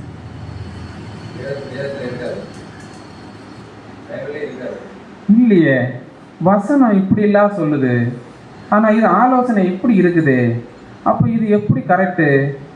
வசனத்தை அந்த இடத்துல கம்பேர் பண்ணி பார்க்காம, இயேசு கிறிஸ்து சோதனை வரும்போது எதை கம்பேர் பண்ணாரு? வசனத்தை சாத்தான் எப்படி பயன்படுத்தினா? பசிக்குதுல்ல, கல்ல அப்பமா என்ன பண்ணுங்க, சாப்பிடுங்க, நீங்க யாரு? தேவனுடைய குமாரன் ஆச்சு. ஆண்டவர் என்ன சொன்னார்?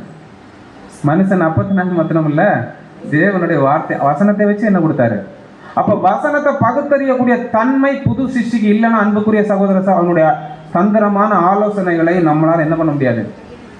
அப்போ நமக்கு வரக்கூடிய ஆலோசனைகள் என்ன பண்ணணும்னா எப்படி பார்க்கணும்னா, இது உண்மையா பொய்யா என்ற கேள்வி ஒவ்வொரு சிந்தனையிலும் முதலில் எழ வேண்டும். இந்த ஆலோசனை என்னை ஜீவனுக்கு ஏதுவான பாதைக்கு கடந்து கொண்டு போகுமா? நான் ஜீவனை பெற்றுக் கொள்வேனா? இல்லை, இந்த ஆலோசனை என்னை ஜீவ பாதைக்கு அழைத்து செல்லாது, இது என்னை பாதாளத்துக்கு கொண்டு போயிருங்கிற உணர்வு நமக்கு வரணும்னா வசனம் அந்த காரியத்தை உடனே என்ன பண்ணணும்? அப்லோட் பண்ணணும். இது சரியா தப்பா, நான் இதை செய்யலாமா செய்யக்கூடாது, வசனம் என்ன சொல்லுது? அதான் அடுத்த கொடுக்குறாரு, உண்மை என என்பதுதான் முதல் பரிசோதனை. இது பொய்யா தப்பா, இது சரியா தப்பா, இதை நான் செய்யலாமா வேண்டாமா, தேவ சமூகத்துல வசனத்தை கொண்டு தியானிக்கணும். அவ்வளவுதான். ஒருவேளை நம்மளால இதை செய்ய முடியலன்னா, அருமையா யார் எழுதுறான்னா அப்போஸ்தலனாகிய பவுல் எழுதுறாரு. நம்ம ஏற்கனவே இந்த வசனம் பார்த்திருக்கிறோம், வாசிங்க. எபிரேயர் 5ஆம் அதிகாரம் 12 முதல்.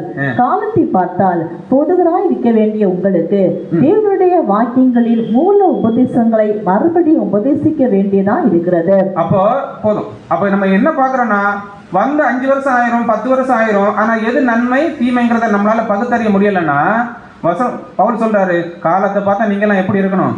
மற்றவங்களுக்கு சத்தியத்தை எடுத்து கொடுத்து அதன்படி வாழ வைக்கக்கூடிய ஒரு போதனை தன்மை உடையவர்களாக இருக்கணும்.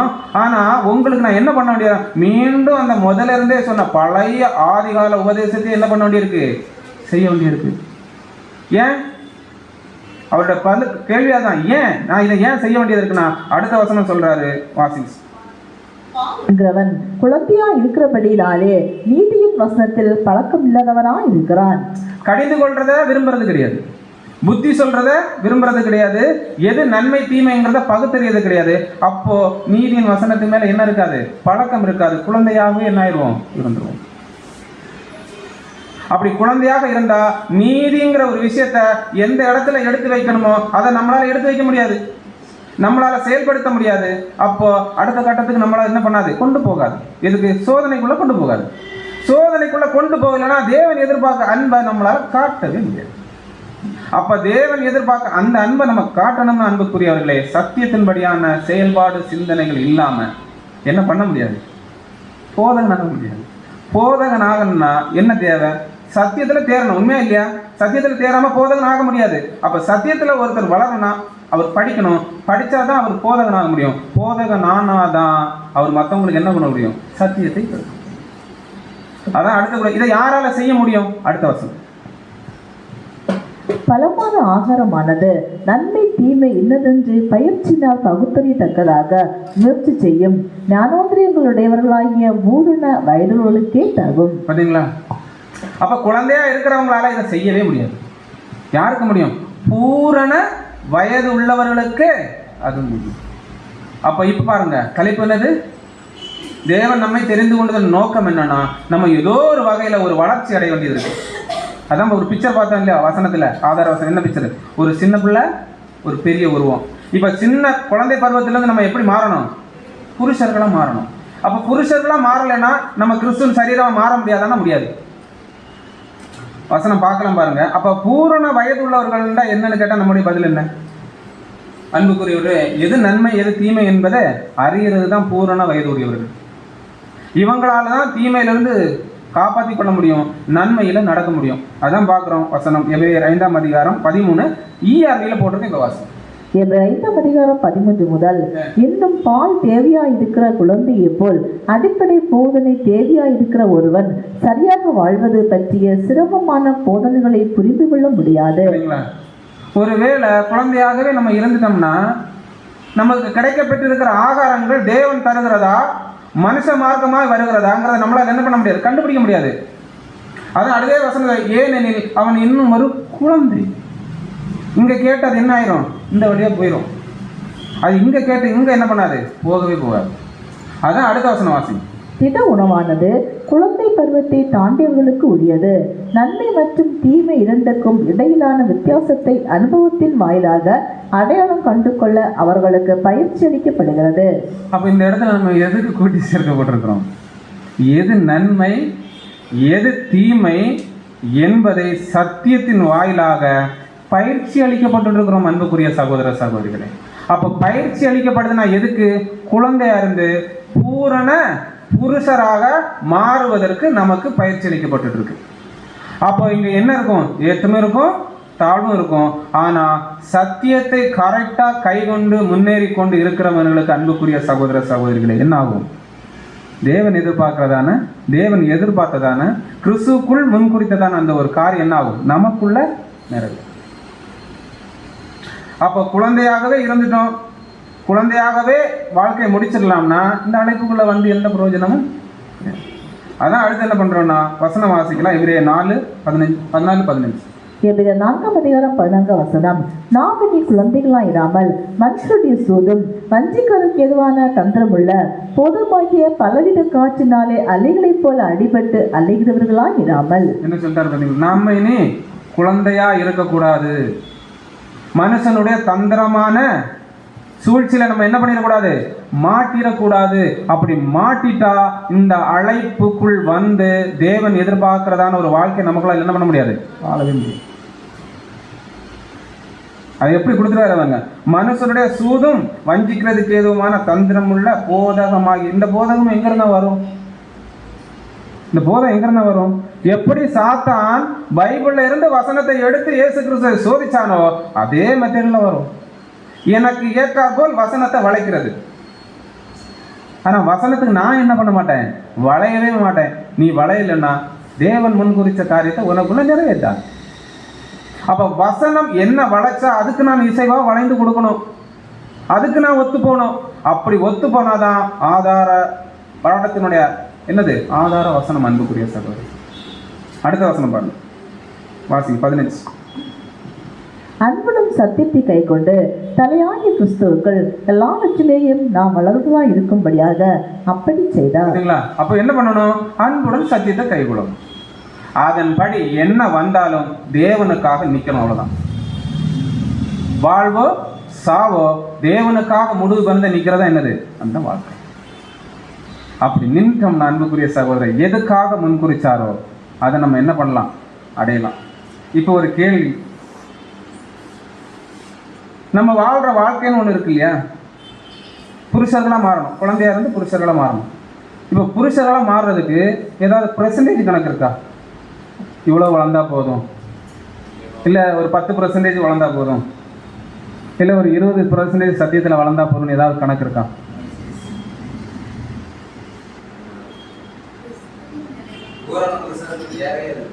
அப்போ ஏன் அதை கொடுக்கணும் பாருங்க அன்புக்குரிய இப்படி ஒரு பிக்சர் போட்டுருக்கணும் வைங்களேன், இது நம்ம ஆரம்ப நிலையில வச்சுக்கலாம். ஆனால் நம்ம எங்கே போகணும், நடந்து நடந்து நடந்து நடந்து சத்தியத்தில் வளர்ந்து வளர்ந்து எங்கே போகணும்னு அன்புக்குரிய சகோதர சகோதரிகளே, தேவன் எதிர்பார்க்கிறதான ஒரு உச்சத்துக்கு போகணும்.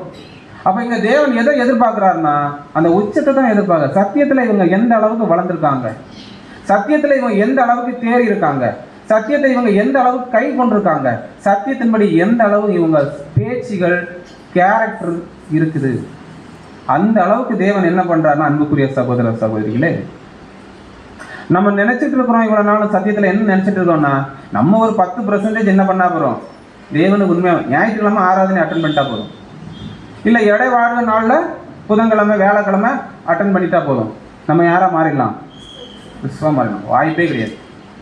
எந்த இடத்துலையும் சத்தியம் நமக்கு அதுபடி ஒரு வாழ்க்கையை சொல்லவே இல்லை.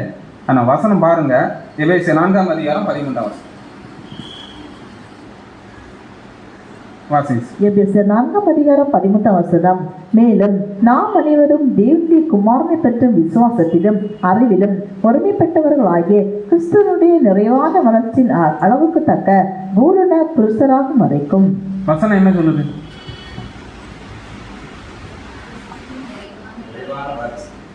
அப்ப உலக தோற்றத்திற்கு முன்பு கிறிஸ்துவுள்ளாக தெரிந்து கொள்ளப்பட்ட ஜனம் எப்படி ஒரு வாழ்க்கை வாழணுமா?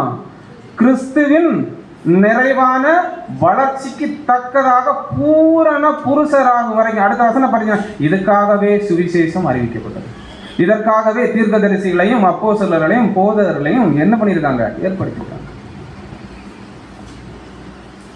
அப்போ கிறிஸ்துவின் பூரண வளர்ச்சிக்கு தக்கதாக நம்ம வளரலைன்னா முன்குறிச்சு என்ன, முன்குறிச்சு அந்த லிஸ்ட்ல நம்ம என்ன இல்லை இல்லை அதை நம்ம அடையலைன்னா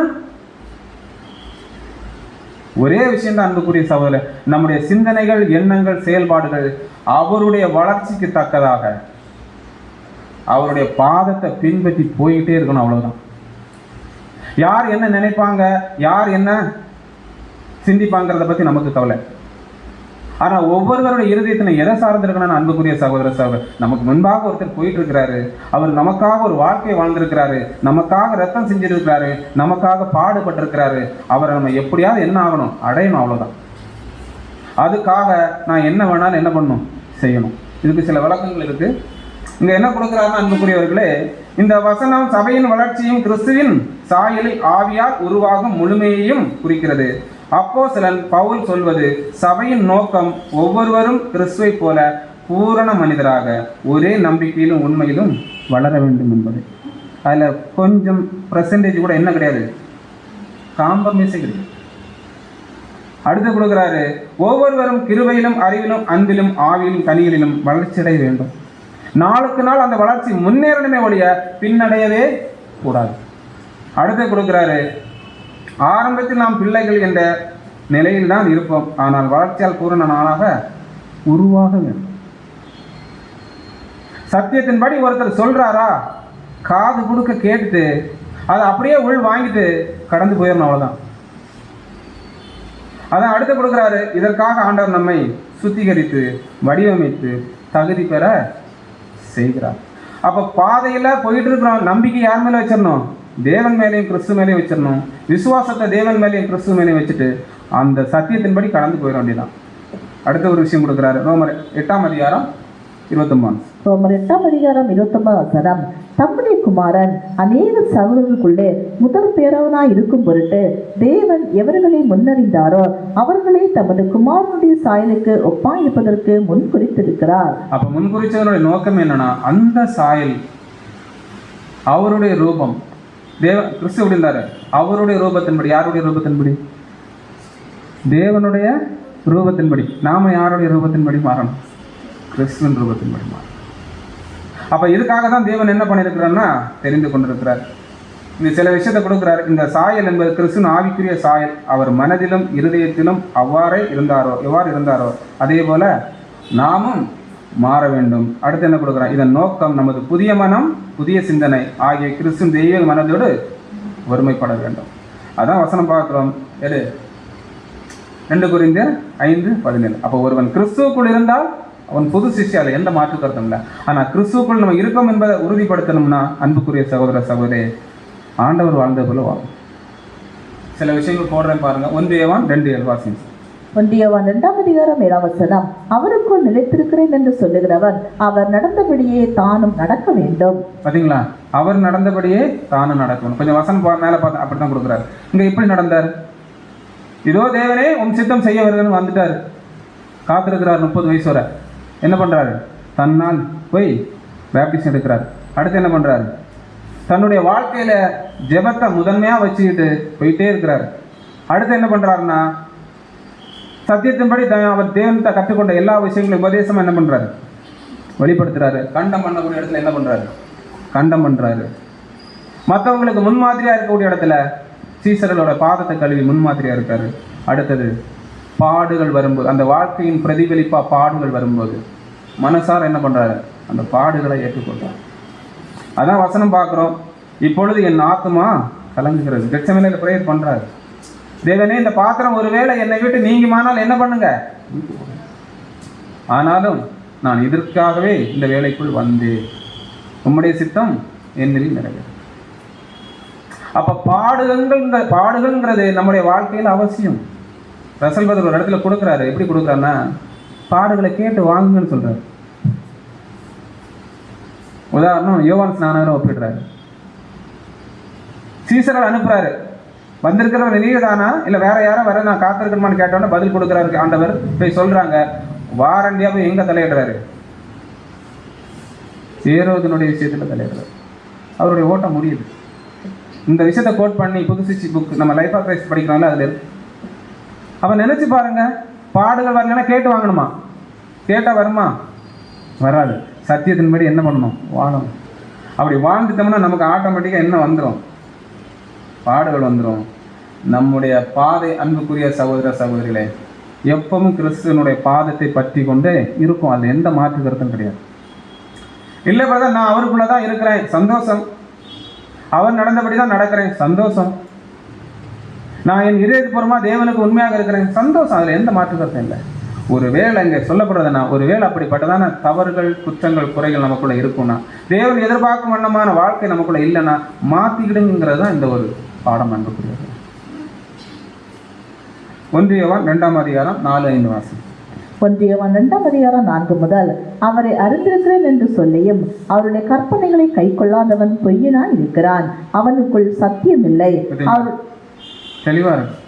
அவரை அறிந்தவனேன் என்று சொல்லியும் அவருடைய கற்பனைகளே இல்லைன்னா ரொம்ப கஷ்டம். அடுத்த வசனம் 5. யோவான் 15ஆம் அதிகாரம் 10ஆம் வசனம், நான் என் பிதாவின் கற்பனைகளை கைக்கொண்டு அவருடைய அன்பிலே நிலைத்திருக்கிறது போல நீங்களும் என் கற்பனைகளை கைக்கொண்டிருந்தால் என்னுடைய அன்பிலே நிலைத்திருப்பீர்கள். அப்ப ஒரு விஷயம் தெளிவா சொல்றாரு. அவர் தேவனுடைய கற்பனைகளை கைக்கொண்டு ஓட்டத்தை முடிச்சிட்டாரு. நாம இன்னைக்கு கிறிஸ்துவின் கற்பனைகளை என்ன பண்ணி ஆகணும்?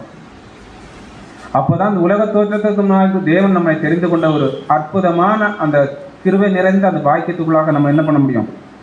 போக முடியும். அடுத்த வாசிங்க 15:10. 15ஆம் அதிகாரம் 10ஆம் வசனம், நானே திராட்சை செடி, நீங்கள் கொடிகள். ஒருவன் என்னிலும் நான் அவனிலும் நிலைத்திருந்தால் அவன் மிகுந்த கனிகளை கொடுப்பான். என்னை இல்லாமல் உங்களால் ஒன்றும் செய்யக்கூடாது.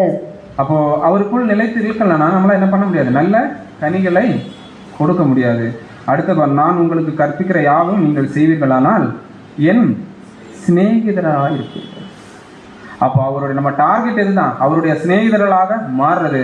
அதுக்கு எந்த தடையாக இருந்தாலும் அதை என்ன பண்ணணும்? தகர்த்தெறிஞ்சிட்டு போயிட்டே இருக்கணும். அவ்வளோதான். அன்புக்குரிய சகோதர சகோதரிகளே, மற்றவங்களுக்காக வாழ வேண்டும் என்பதுதான் தேவனுடைய நோக்கம். மற்றவங்களுக்காக இருக்கிறதை இழக்க வேண்டும் என்பதுதான் தேவனுடைய விருப்பம். மற்றவங்களுக்காக நம்மையே அர்ப்பணிக்க வேண்டும்ங்கிறதான் தேவனுடைய விருப்பம். இதை நம்ம செய்யணும்னா சத்தியத்தின்படியான ஒரு வாழ்க்கையை வாழாமல் நம்மளால் என்ன பண்ண முடியாது. இதுதான் நாம் வாழ வேண்டிய வாழ்க்கை முறை. இதுக்கு தான் அப்பா என்ன பண்ணுறாரு? கிறிஸ்துவுக்குள்ளாக நம்மை உலக தோற்றத்திற்கு முன்பாக தெரிந்து கொண்டிருக்கிறாரு. அதான் சொல்கிறாரு, நான் உங்களுக்கு சொல்லுகிறேன், உங்கள் சத்துருக்களை. அடுத்து என்ன சொல்கிறாரு? உங்களை சபிக்கிறவர்களை ஆசீர்வதிங்க. அடுத்தது, உங்களை பகைக்கிறவர்களுக்கு நன்மை செய்யுங்கள், உங்களை நிந்திக்கிறவர்களுக்காக உங்களை துன்பப்படுத்துறவர்களுக்காகவும் ஜெபம் பண்ணுங்கள். இந்த ஒரு வாழ்க்கையை வாழணும்னு அன்புக்குரிய சகோதர சகோதரி, இந்த இடத்துல வசனம் எந்த அளவு நிறைதோ, வசனத்தின்படி எந்த அளவு நான் வாழணும்னு விரும்புகிறேனோ, வசனத்தின்படி நான் நடக்கணும்னு விரும்புகிறேனோ, அவங்களால மட்டும்தான் எது செய்ய முடியும். அப்போ நம்முடைய பிரயாசங்கள், வாஞ்சிகள் இதை சார்ந்தா என்ன இருக்கணும்? இருக்கும். ஆனால் அப்படி பழைய ஏற்பாட்டு காலத்தில் நிறைய பாத்திரங்களை தேவன் என்ன பண்ணியிருக்கிறார்? ஏற்படுத்தியிருக்காரு. சவுல் தாவீதினுடைய விஷயம் பகைக்கிறாரு, கொலை பண்ண முயற்சிக்கிறாரு. யாரு? சவுல் தாவீத. ஆனால் அவர் என்ன பண்ணுறாரு? சிநேகிக்கிறார். என் தேவன் கை வச்ச, என் தேவன் அபிஷேகம் பண்ண அந்த மனுஷனை நான் என்ன பண்ண மாட்டேன். அவங்க என்ன எடுத்துக்கலாம்? உங்கள் சத்துருக்களை சிநேகிக்கிறார். யாரு? பழைய ஏற்பாட்டுக்கால ஒரு மனுஷன் தாவீத வச்சுக்கலாம். இப்போ நாம புதிய ஏற்பாட்டுக்கால மனுஷர்கள் யாரு? தேவனிடத்தில் பரிசுத்த ஆவியை வாங்கினவர். நம்ம நினைச்சு பாருங்க.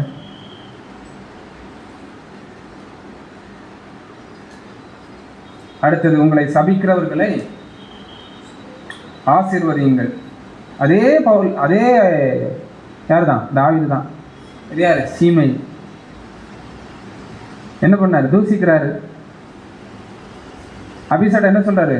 அபிஷா என்ன கேட்கற? செத்த நாய் இப்படி பண்ணதே, நான் என்ன ஒரே குத்தம் என்ன பண்றா, குத்தி போடத்தான்னு கேட்கிறாரு. என்ன சொன்னாரு? என் தேவன் கர்த்தர் என்ன பண்ணியிருக்கிறாரு? அவன் வாயில தூசிக்க அனுமதிச்சிருக்கிறாரு. அவன் சந்தோஷமா என்ன பண்ணட்டும். அடுத்தது, உங்களை பகைக்கிறவர்களுக்கு நன்மை செய்யுங்கள். இந்த இடத்துல யாரை எடுக்கலாம்? ஆனால் இயேசு கிறிஸ்துவ. ஏன்னா ரொம்ப முக்கியமான ஒரு பாயிண்ட் இருக்கு. நம்ம பார்த்தோம் இல்லையா, 33 கால வாழ்க்கை.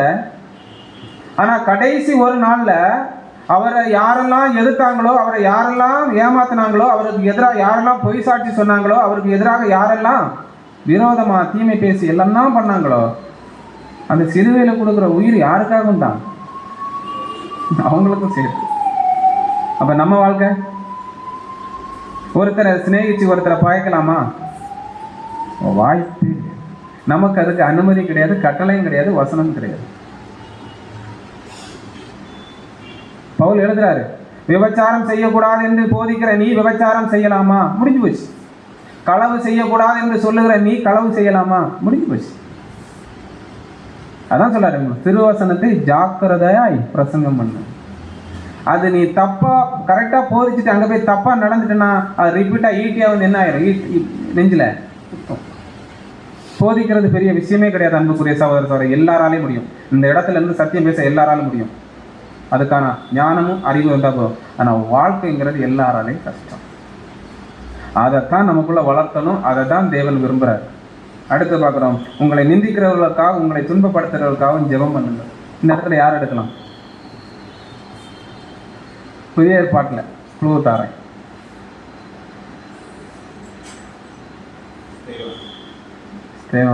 நினைச்சு பாருங்க, எப்பேற்பட்ட ஒரு வாழ்க்கை, குறுகின கால வாழ்க்கை. தேவனுக்காக முழுமையா அர்ப்பணிச்சாரு, ஓட்டத்தை முடிச்சாரு, போயிட்டே இருந்தார்.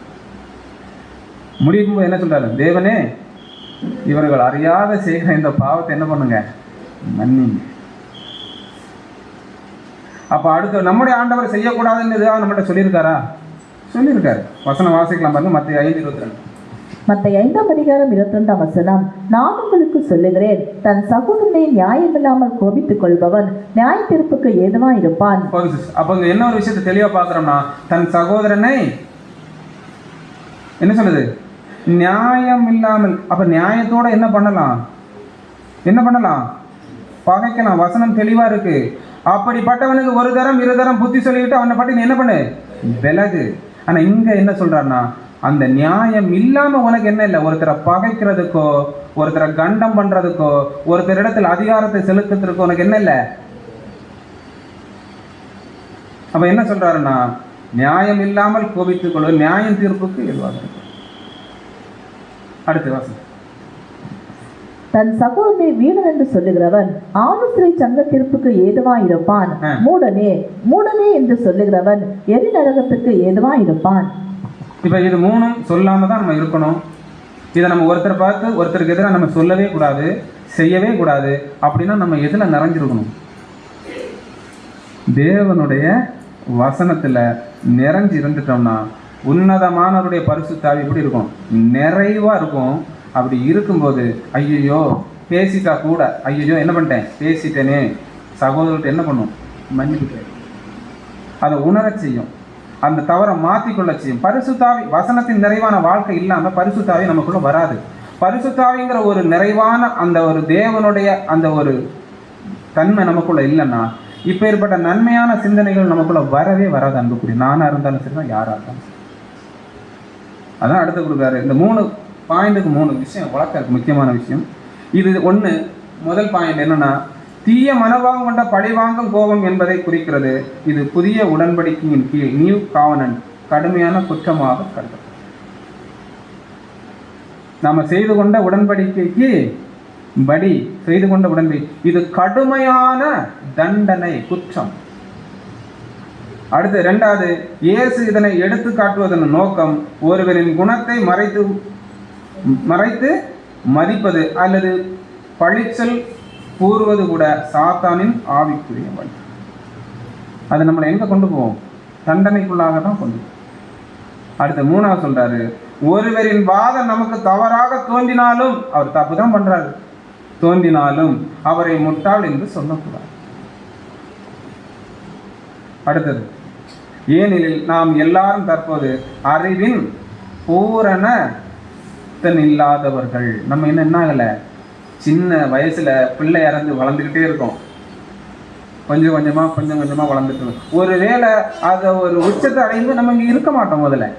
அப்ப இருக்கிறோம்னா நம்ம இன்னும் வளரல, வளர்ச்சி அடையல. அதுதான் உண்மை. நமக்கான நிபந்தனை கிறிஸ்துவனுடைய ஆலோசனை. வசனம் வாசிக்கலாம். மத்தேயு 5ஆம் அதிகாரம் 39ஆம் வசனம். நான் உங்களுக்கு சொல்லுகிறேன், தீமையோடு எதிர்த்து நிற்க வேண்டாம். ஒருவன் உன்னை வலது கிண்ணத்தில் அறைந்தால் அவனுக்கு மறு கிண்ணத்தையும் திருப்பி கொடு. இவ்வளவு நேரம் பாடம் கேட்டதை வச்சு இந்த ஒரு வசனத்தை சொல்லுங்க, எப்படி புரிஞ்சுக்கிட்டீங்க தெரிஞ்சுக்கிறதுக்காக. இவ்வளவு நேரம் பார்த்த பாடத்தின் மைய கருத்து, தீமையோடு எதிர்த்து நிற்க வேண்டாம். யாரு தீமையிட்ட எதிர்த்து நிற்க மாட்டாங்க?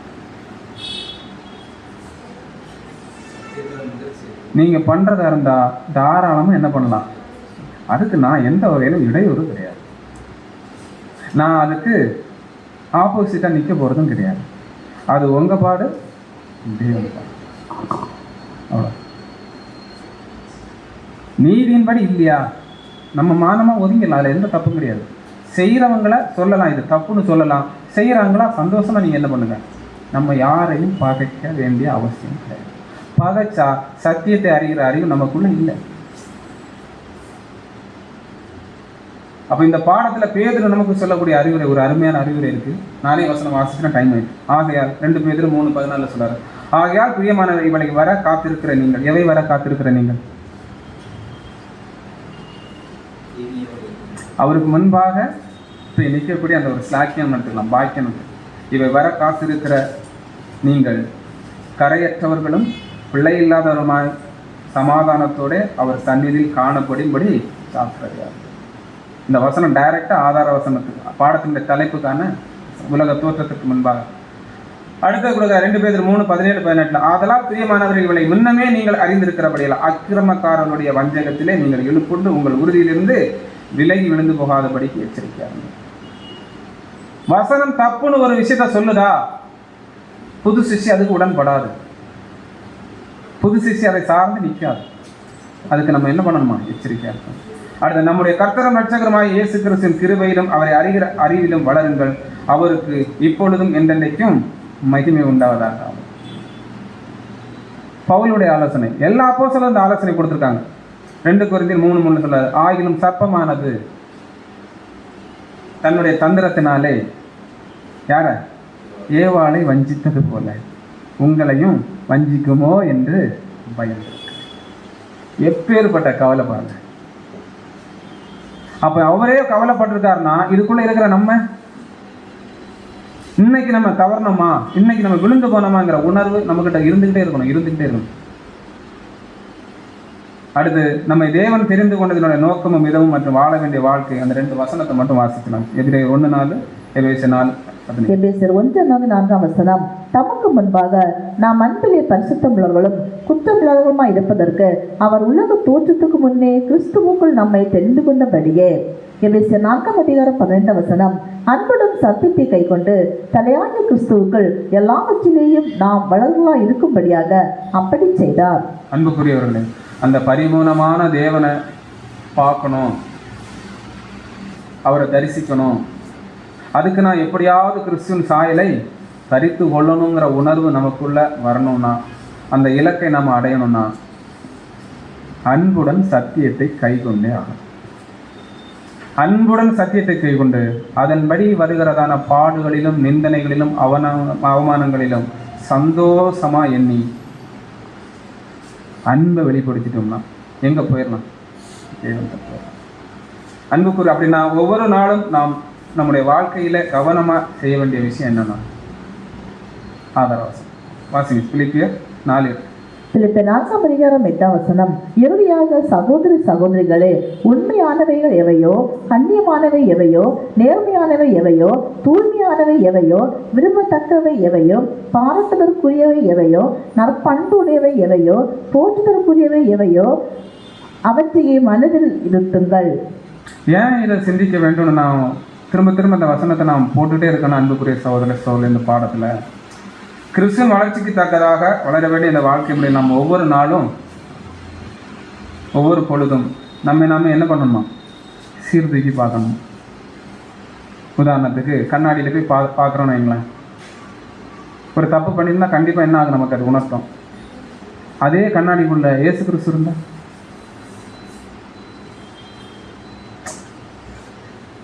கண்ணாடிக்கு முன்னே இருக்கிறோம், அந்த கண்ணாடிக்குள்ளே இயேசு கிறிஸ்துவனுடைய அந்த ஒரு ரூபம், சும்மா ஒரு கற்பனைக்கு ரூபம் இருந்தால் எப்படி இருக்கும்? அந்த ரூபத்தை ஒருவேளை குற்ற உணர்வு, குறைகள், அநியாயமான விஷயங்கள் நமக்குள்ளே இருந்தால் அந்த உருவத்தை நம்மளால் பார்க்க கண்ணு துறக்குமா? வாய்ப்பே கிடையாது. அப்போ நாமே சீர்தூக்கி பார்க்கணுங்கிற ஒரு விஷயம்தான் அப்போஸ்தலனாகிய பவுல் நமக்கு கொடுக்குறதான ஒரு முக்கியமான ஒரு விஷயம். நிறைய விஷயங்கள் எழுதி என்ன கொடுப்பான்னா, உங்களை நீங்களே நிதானிங்கள், உங்களை நீங்களே நியாயம் தருங்கள், உங்களை நீங்களே சீர்தூக்கி பாருங்கள். ஏன் சொல்கிறார்? மற்றவங்களை பண்ணுறதுக்கு நமக்கு அதிகாரமே கிடையாது, அதுக்கு நமக்கு தகுதியும் கிடையாது. முதல்ல அவரவருடைய அழைப்பு, அவரவருடைய சுயரட்சிப்பு, தன்னுடைய சுயரட்சிப்பை ஒவ்வொரும் காத்துக்கொள்வது தான் தேவன் இவ்வளோ பெரிதான ஒரு பாக்கியத்தையும் கிருபையும் நமக்கு என்ன பண்ணியிருக்கிறான்னு தந்திருக்கிறார். அப்படி பெற்றுக்கொண்ட இந்த ஒரு பாக்கியத்தை அனுதினமும் கிறிஸ்துவின் வளர்ச்சிக்கு தக்கதாக பூரண புருஷராக வரைக்கும் நம்ம வளர்கிறோமா, வளர்ந்துக்கிட்டு இருக்கோமா, நம்ம அந்த பாதையில் தான் இருக்கிறோமா, இல்லை அந்த பாதையை விட்டு நம்ம நீங்கி போயிருக்கோமாங்கிறத நாம் ஒவ்வொரு நாளும் சிந்தித்து பார்த்து அந்த அளவின் வளர்ச்சிக்கு தக்கதாக பூரண புருஷராக வரைக்கும் தேவன் நமக்கு ஒவ்வொருவருக்கும் கிருபை செய்வாராக. பொறுமையோடு கேட்டவங்கள் அனைவரையும் தேவன் தாமே ஆசீர்வதிப்பாராக. ஆமாம்.